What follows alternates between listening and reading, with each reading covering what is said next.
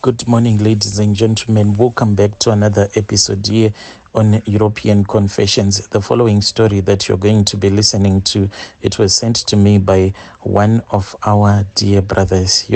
Strange things do happen in this world. Who else can you trust in this world? The message that was sent to me, it reads like this. Hello, my brother, how are you? Can you please post my own story as hidden identity? My brother, my story, it goes on like this. Me and my elder brother, we once had an issue, sort of like a disagreement because of the woman that I wanted to get married to.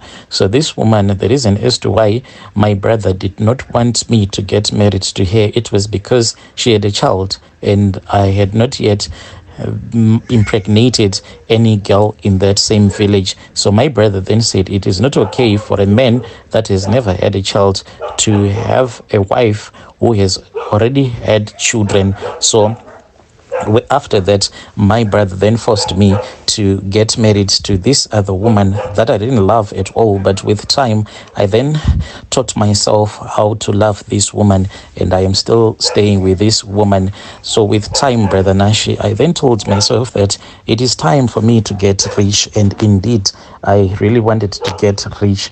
And I approached this other man who knew a lot of traditional healers. He told me that he was willing to assist me. This traditional healer then told me that I was going to be given a clay pot, but the only problem with this money that he wanted to give me, this wealth that he wanted to give me, is that this wealth, for it to be given to someone, it comes with this other oath whereby you have to swear that for the rest of your life there is bad luck and evil stuff that will keep on happening in your life as long as you are alive.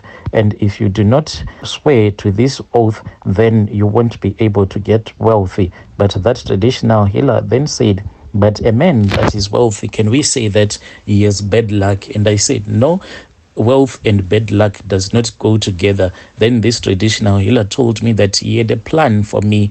All that was needed was that I had to find someone that I hated with all of my heart, someone that had done evil against me. I searched my heart and I looked into my life and I looked for someone that had betrayed me, but there was no one. Even that traditional healer said, I can see that indeed you are a good heart, because I can see that indeed you are a good-hearted person.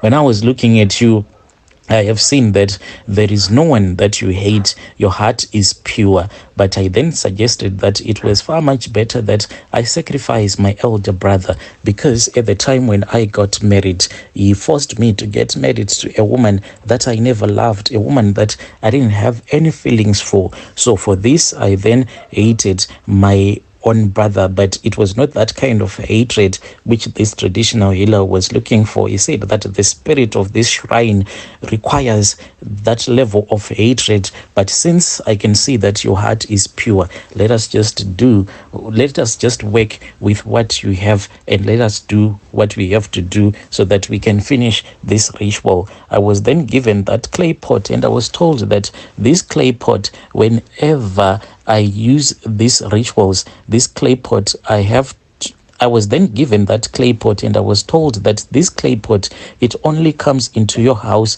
on the night when you would have done your rituals, and all the times you have to keep it as far away as from your home as possible. On that same night when this healer gave me this clay pot, he said, I want you to go back home naked, my brother. This is what the traditional healer told me. I said, how am I going to drive from the city, returning back to the suburbs where I was staying with my wife? But he said that you are going to be making a plan. So I waited at my offices where this clay pot stays. And later on in the evening, my brother, I drove through the night without wearing anything. My heart was beating really fast because I kept on asking myself what was going to happen if the police were going to stop me, yet I was driving naked. But I was doing it as part of my rituals because I wanted these rituals to work so that I can start making a lot of money.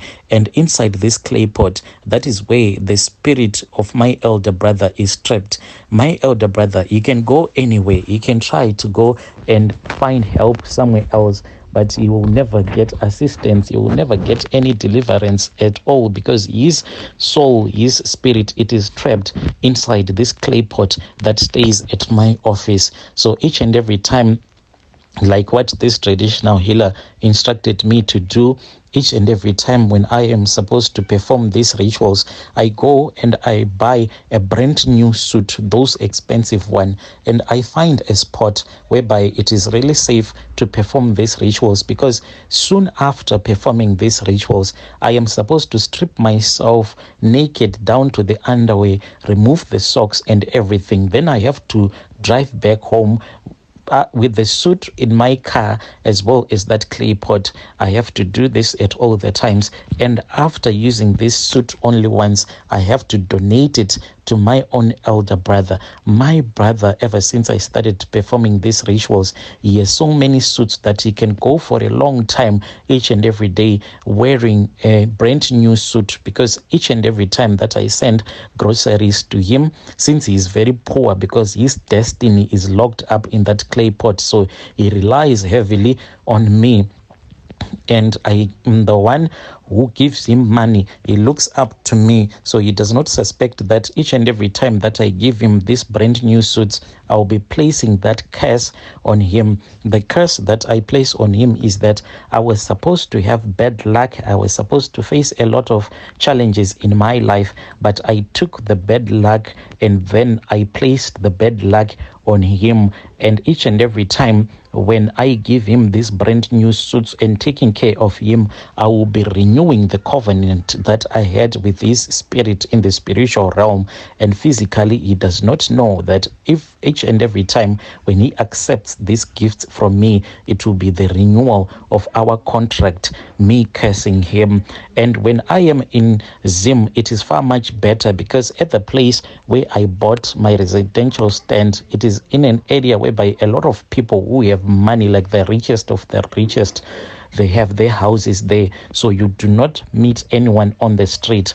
And when I am home, this clay pot, it actually stays at my garage, because I have an auto shop there and I have my office, which no one is allowed to enter. When I am here in South Africa, no one is allowed to enter in that office that I have at my garage there in Zim. That is where I keep my pot, this ritual pot that contains the spirit of my brother. When I am in Zim, I wait until all of my workers would have knocked off. Then I will take that suit that I would have bought, then I will wear it, and I will drive back to the suburbs where I have my house. Now this stand, it is more like a bushy area, so I go there, then I'll start to do the rituals. After that, I'll strip myself naked, then I would have to walk back home so that I can finish off the rituals.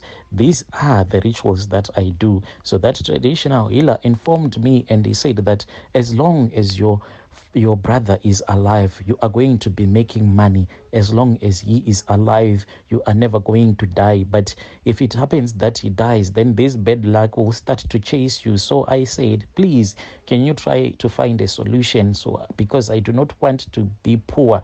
Being rich, it is really nice. Then this traditional healer said that he had another plan for me. He said, you need to select one amongst your brother's children, one whom you choose, who is going to replace who is going to replace his father and sign a brand new contract with him. So my brother has a son, and ever since his son was informed too, I started to pay his school fees. What my brother does not know is that at the time when I was paying his school fees, I was actually giving him money so that I can buy his destiny, I can buy his spirit. This is the way that the things in the spiritual realm operate. So I bought him off by paying for his school fees, and when he was about to finish off his high school, I then stole his brain. And when he was going to sit for his exams, I made sure that he was going to fail,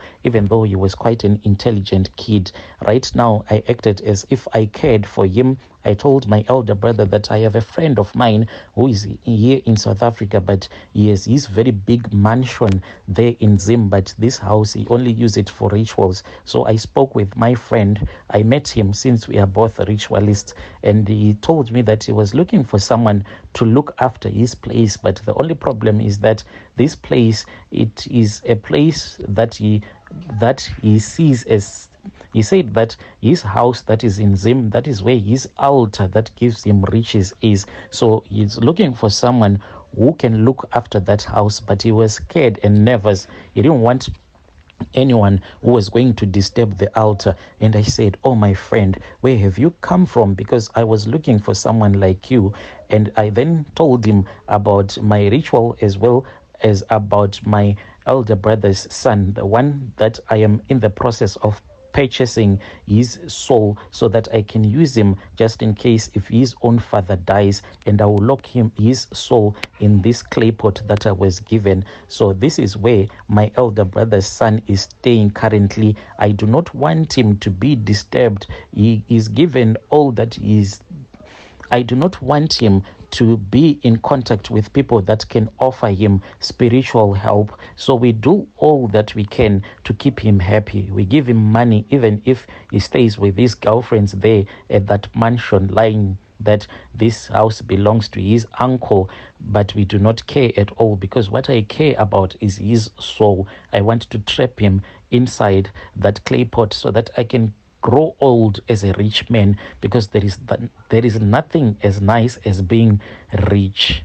Yo, dear listeners, right there was a message that was sent to me by one of our dear brothers, and that was the narration.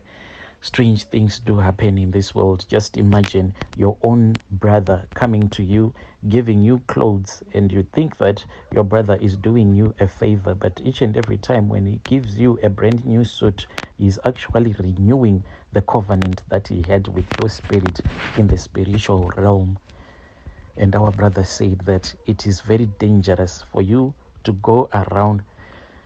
Strange things do happen in this world.